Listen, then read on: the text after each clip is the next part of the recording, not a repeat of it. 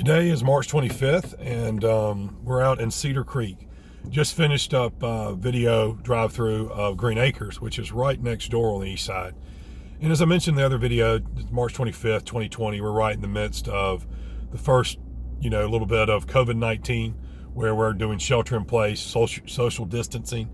And this is providing an opportunity for people in our company, like myself, to get out and do some work that we sometimes don't have time to do. One of those things is to catalog some of our neighborhoods on our YouTube channel and our app.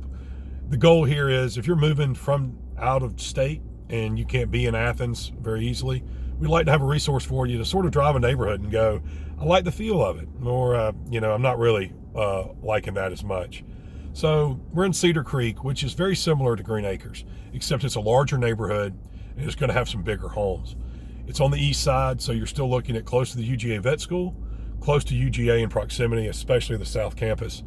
And then you're close to the east side shopping of Gaines School, Barnett Shoals. That includes Publix, Kroger. Basically the east side has its version of everything else. Like you have your own Jittery Joe's, a Chick-fil-A, a McDonald's, a Wendy's, a Kroger, a Publix. The east side has all those same things, just in on the east side of town versus the west or the Five Points area. So these homes, relative to what you might see in Green Acres, going to see some larger homes and maybe a little bit bigger lots than you might see in Green Acres. Sorry for turning into the sun, but gotta do it for a little bit. Now, the per square foot value in a neighborhood like this is going to, in some cases, go below 100. So there's a real value here.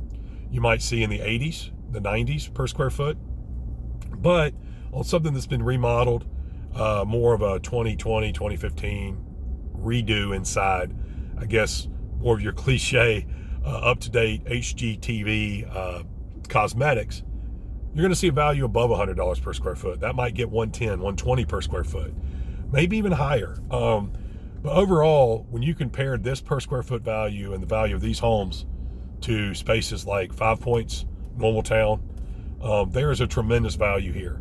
And this is another reason why we see a lot of families come here. We see a lot of first-time home buyers. In some cases, we've seen some flippers, because you might be able to get a property that needs a good bit of work and then do that work and still have a profit and provide somebody a good value. So recently I was pricing a home here that might be hitting the market in April or May. And great house located on Brooms Edge Trail.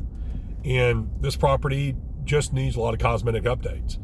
But it's got a lot of square footage, a great lot, brick house.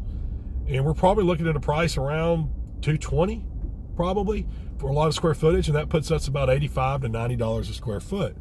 Now, on the other side, had we already had all these cosmetic updates in that house, we'd be talking more along the lines of, $275 to $300. For instance, just down the street, there's a house asking $309 that we're going to be driving by, and will be significantly lower based on just work needed for the house. So that's why you see a big differentiation. Yeah, I barely used that word right, sorry, in the neighborhood. The prices can vary, is my point, depending on finishes, depending on what's going on inside. And as you can see here, like, this is a home that's been on the market recently. We've got a moving truck there, storage, and this big stately home was listed for over $300.